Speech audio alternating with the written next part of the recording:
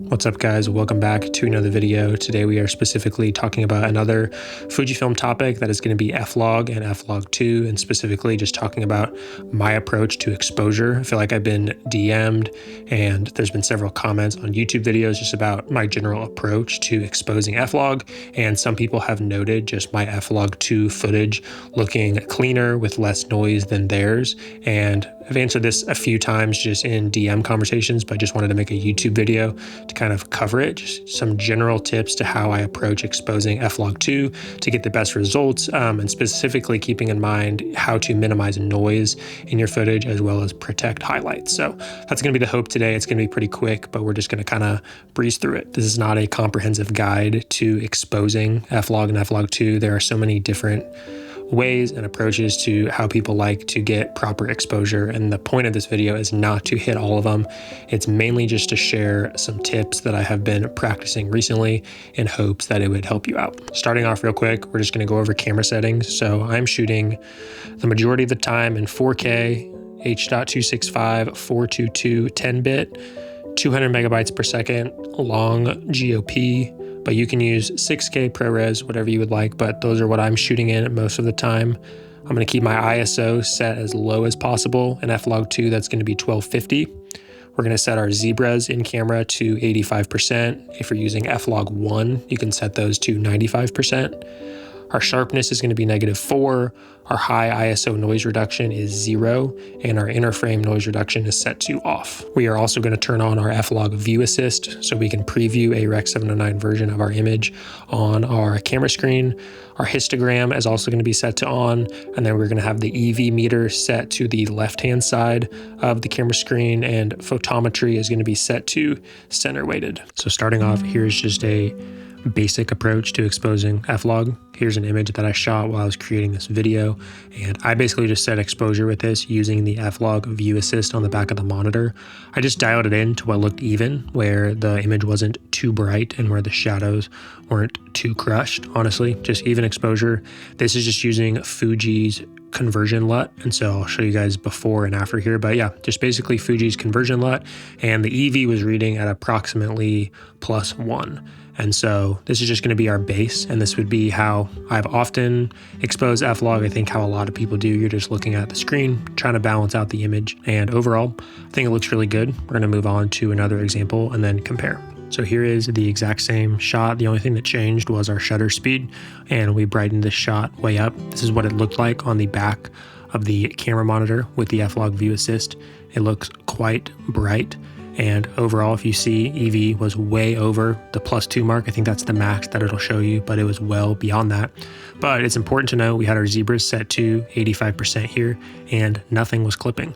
And I set this exposure level to ensure that nothing was clipping. I think I went all the way up to when zebras started appearing on the back window, and then I backed it down about 2 clicks on the shutter speed. So that's where this looks pretty intense, but now we are going to grade both images and then compare them. So now we are back to our original shot. Here it is graded. These were graded with my F-Log 2 LUTs. And then now let's move on to the next one.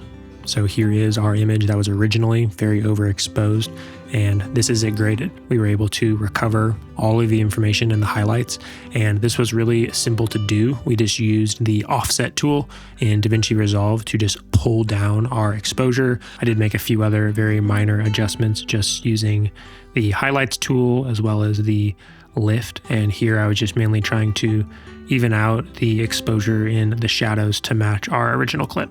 We are now going to compare these two and just the noise levels. So I'm going to go ahead and zoom in quite a bit so you guys can see this. I'm just going to flip back and forth between these two options, and you guys will notice that the second one that we overexposed was significantly cleaner.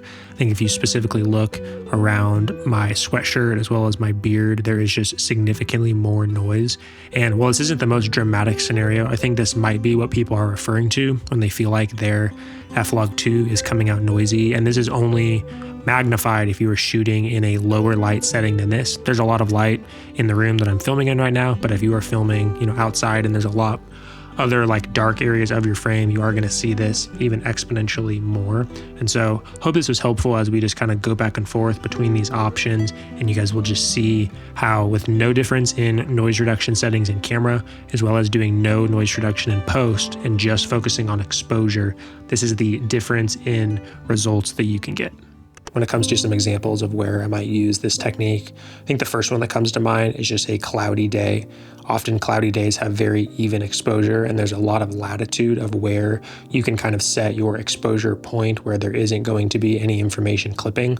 Often if you set it, right at 0, you can continue pushing it up and that data is not going to go above that 85% mark. And so I think in a scenario like that, where the lighting's not going to be changing, I'm definitely going to be leaning towards overexposing as much as possible, just knowing that that is going to give me really clean results. A second scenario might be a controlled interview environment. If there is a scenario where you have full control over the lighting and you are wanting the cleanest image possible, I would use this technique. I would start with just using, a non-overexposed image to set your lighting, get everything dialed in. But before, you start recording, I would feel comfortable overexposing the image as much as you can where you're not going to lose any information, and that will just save you a lot of time in post from having to do any type of noise reduction, which I find particularly annoying to do on long interview clips, especially if the style of video is more documentary in nature where it's going to lean longer. That's just going to slow down your post-production workflow. A scenario where I haven't used this technique, where I feel like it's hurt me, has been around sunset. If the sun is going down and you're consistently losing light, it can be hard to continually be adjusting exposure to make sure it's proper. And I've had several times where, just certain images turn out underexposed, and it's not because I couldn't push the camera further and, drop my shutter speed a little bit more, or open up my aperture a little bit more. It's just because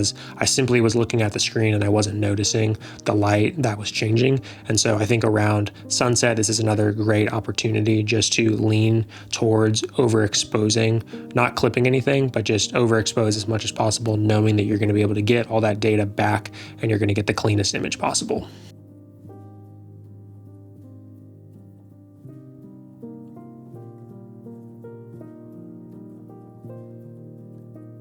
A scenario where I wouldn't use this technique would be, let's say there's a scenario different from this, but let's say your subject is lit a lot more dimly and there's a large bright window behind them. This is like a high dynamic range environment. I would not really use this technique in that scenario because it's going to be really hard to retain both all of the highlight information as well as the detail in the shadows.